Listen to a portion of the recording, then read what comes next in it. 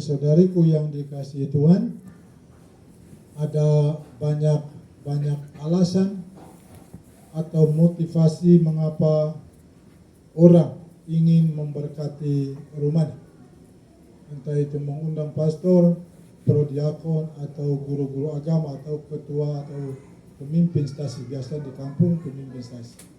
Berdoa bersama untuk memberkati rumah.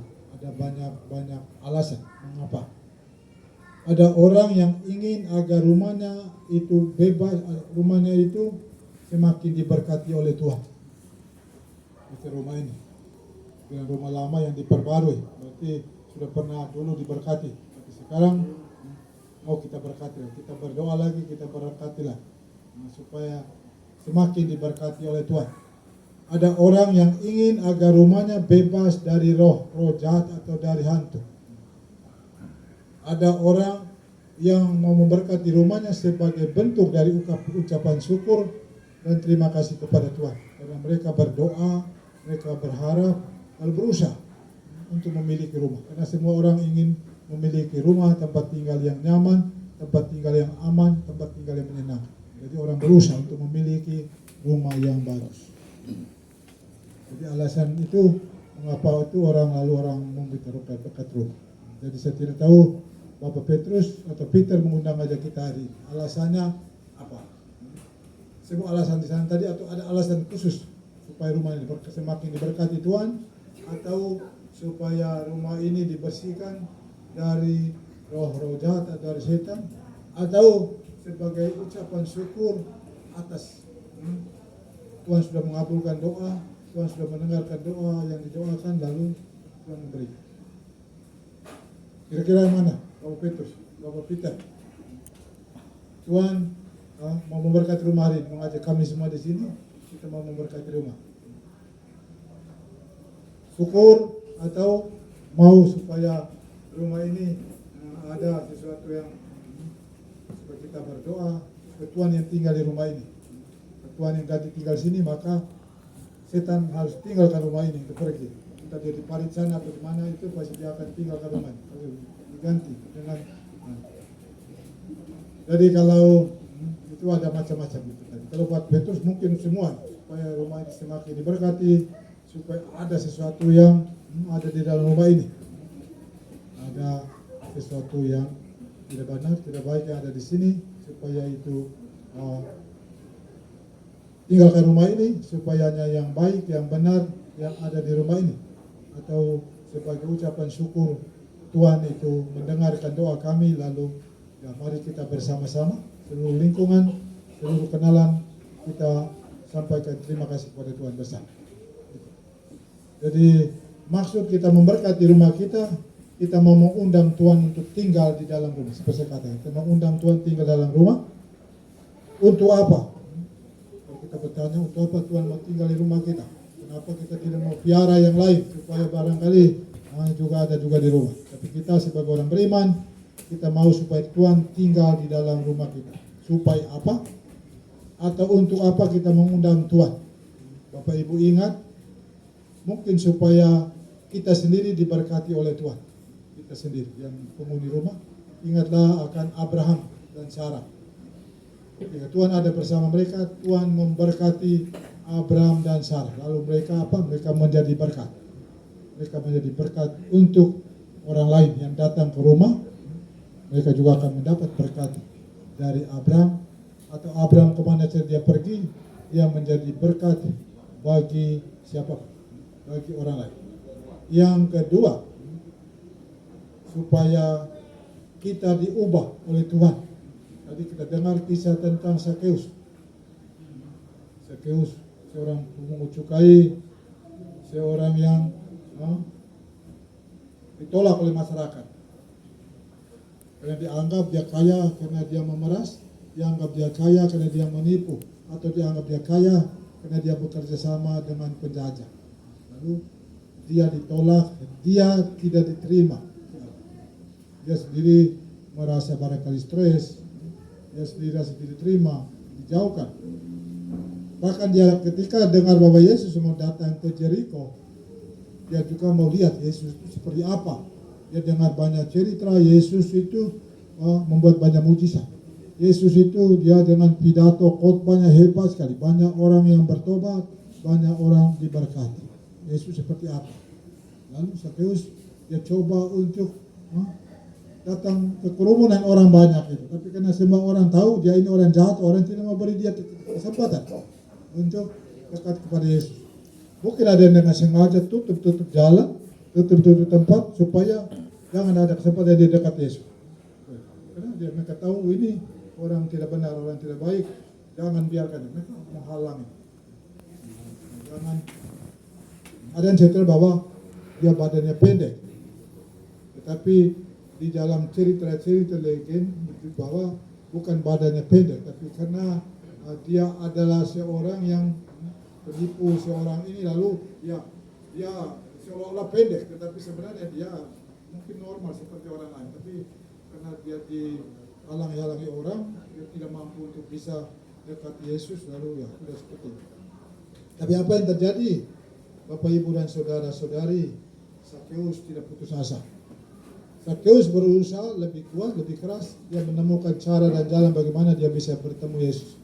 Dia berlari mendahului orang banyak, dia tahu di mana arah Yesus akan pergi. Dia lari, lalu dia memanjat pohon ara. Di atas pohon ara itu ketika Yesus lewat, lalu Yesus mengangkat muka dan melihat ke atas seperti sesuatu yang sudah direncanakan, tetapi Tuhan itu tahu apa yang akan terjadi. Zakheus mungkin tidak tahu apa yang terjadi, tapi Tuhan tahu dia nanti akan bertemu dengan ini, dengan itu, dan akan menghalangi apa orang. Lalu bertemu, lalu Yesus katakan, Zakheus turun, saya mau ke rumahmu.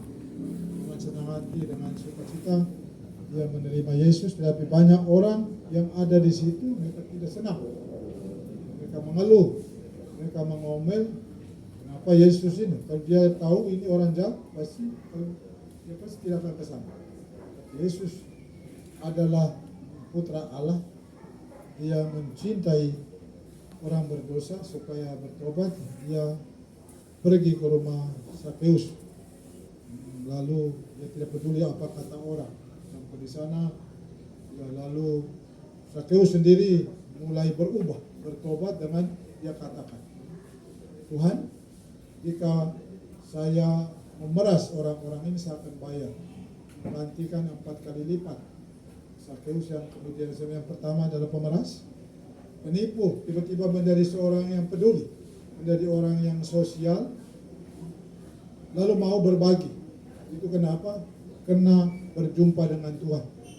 Seandainya dia masih jauh dari Tuhan, bersama dengan iblis setan, dia tidak mungkin mau merelakan hartanya. Mungkin dia mau memeras lebih banyak, tapi setelah berjumpa dengan Yesus, Zakheus berubah. Zakheus bertobat, lalu dia katakan, saya akan ganti kalau saya memeras 4 kali lipat. Lalu dia berbagi dengan orang-orang miskin, orang-orang bersusah. Dan Yesus sendiri juga membuka kesempatan itu dan menyatakan kepada orang banyak bahwa pada hari ini di rumah itu sudah terjadi keselamatan karena orang itu atau Zakheus itu juga adalah anak Abraham. Diakui bahwa dia punya kedudukan tinggi, dia adalah anak keturunan Abraham, mereka satu ras, satu suku, mereka sama-sama orang hebat, bukan? Jadi dia adalah anak Abraham, dia juga mendapat keselamatan. Jadi Bapak Ibu dan saudara-saudariku yang dikasihi Tuhan, Zakheus berubah, Zakheus bertobat karena berjumpa dengan Yesus. Jadi apakah yang bisa kita petik dari kisah tentang Zakheus ini? Apa yang bisa kita belajar ketika kita mendengar cerita ini? Yang pertama, janganlah mudah putus asa jika kita mendapat banyak kendala dalam mencari Tuhan. Jadi jangan mudah putus asa seperti Zakheus. Ketika dia dihalangi, ditantang, ketika dia datang mencari Tuhan, bertemu Tuhan, semua orang tidak beri kesempatan, dia tidak putus asa, tapi dia terus berusaha dan dia terus berlari dan dia terus bercari. Akhirnya dia menemukan Tuhan. Jadi pertama kita bisa belajar jangan mudah putus asa jika kita mendapat banyak tantangan kendala dalam mencari Tuhan. seperti kita hidup dalam lingkungan kita ini, ada hal-hal yang barangkali membuat kita tidak disukai, tidak disenang. Tetapi kita sudah mau berubah, mau bertobat. Kita mau berubah, mau bertobat. Tapi ada orang yang sudah membuat kita sebut dengan satu cap hitam, sehingga kita tidak bisa berubah. Kita mungkin tetap berubah, tapi sebenarnya kita mau berubah. Tapi ada orang yang terus berpegang pada itu bahwa oh dia ini orang buruk, orang jahat. Padahal mungkin kalau kita sudah mau baik, kita sudah mau bertobat dan berubah. Itu yang pertama, Sakeus berubah dan bertobat. Mari kita meniru Sakeus, tidak mau terputus asa untuk mencari Tuhan dan tidak malu-malu. Tidak malu-malu seorang pemuka, seorang tua-tua berlari lalu panjat pohon, seorang yang terhormat, seorang besar lalu tiba-tiba naik pohon seperti anak kecil panjat untuk naik ambil layang-layang. Pasti orang mau tertawakan, tetapi Sakeus tidak malu-malu. Dia beranikan diri lalu dia panjat pohon lalu dia berjumpa dengan Yesus. Yang kedua, jangan buang orang-orang yang kita pandang berdosa. Mari kita mendekati mereka dengan baik-baik, penuh dengan persahabatan. Kita jangan membuang, jangan menjauhkan orang-orang yang kita anggap orang berdosa atau orang yang tidak baik-baik di kalangan kita. Kita coba mendekati mereka dengan penuh persahabatan. Kita perbaiki kelakuan mereka yang kurang baik dengan cara-cara yang baik, cara persahabatan. Kenapa? Kebencian, sumpah serapah, dan pengusiran tak akan membuahkan kebaikan bagi orang itu dan juga bagi kita. Sumpah serapah, kebencian tidak akan mampu juga untuk bisa membuat sesuatu yang baik bagi orang-orang yang kita benci atau orang-orang yang kita mau jauhi. Kita sendiri juga tidak mendapat keuntungan saja. Kita akan terus hidup dalam kebencian, sakit hati, dendam atau barangkali seperti itu. Jadi dengan memperlakukan orang secara baik dan benar, sebagaimana kita menginginkan orang memperlakukan kita secara baik dan secara benar, tapi harapan yang sama itu juga kita coba untuk bersahabat dalam cara bersahabat, menegur secara bersahabat, secara kesabaran, jangan menghukum dan jangan menghakimi. Yang ketiga, dalam rangka pemberkatan rumah ini, mari kita bersama-sama bersatu hati, kita berdoa memohon Yesus untuk datang dan tinggal di dalam rumah ini. Kita berdoa agar kita mendapat perlindungan dari kekuatan-kekuatan jahat, khususnya keluarga ini, dari penyakit-penyakit yang membahayakan hidup kita atau banyak-banyak kesulitan. Kita mengajak mengundang Yesus datang untuk tinggal di rumah kita. Seperti saya katakan tadi, kalau kita ajak Tuhan tinggal di rumah ini, maka hal-hal yang buruk, hal yang tidak benar, tidak baik pasti akan keluar dari rumah. Kalau Tuhan tinggal di rumah ini, otomatis setan, iblis akan tinggalkan rumah ini dan pergi. Dan makanya ada yang benar, ada yang baik yang akan ada di rumah ini. Kita berdoa semoga Yesus menjadi Raja kita yang kita sembah dan menjadi pedoman bagi tingkah laku.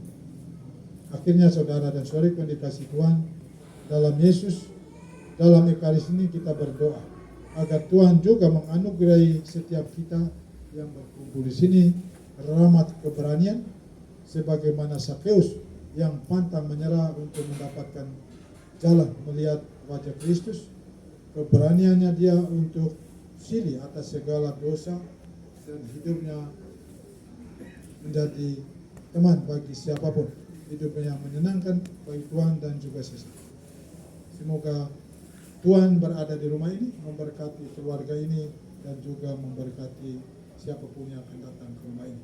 Jika Tuhan ada di pihak kita, siapakah yang akan melawan kita?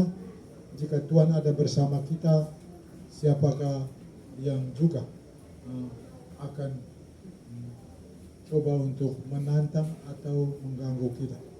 Tuhan ada bersama kita, kita akan aman. Tuhan berjalan bersama kita, kita akan sampai kepada tujuan. Tuhan bekerja dan berjuang bersama kita, kita akan menjadi sukses dan berhasil. Tuhan memberkati kita semua. Amin. Amin.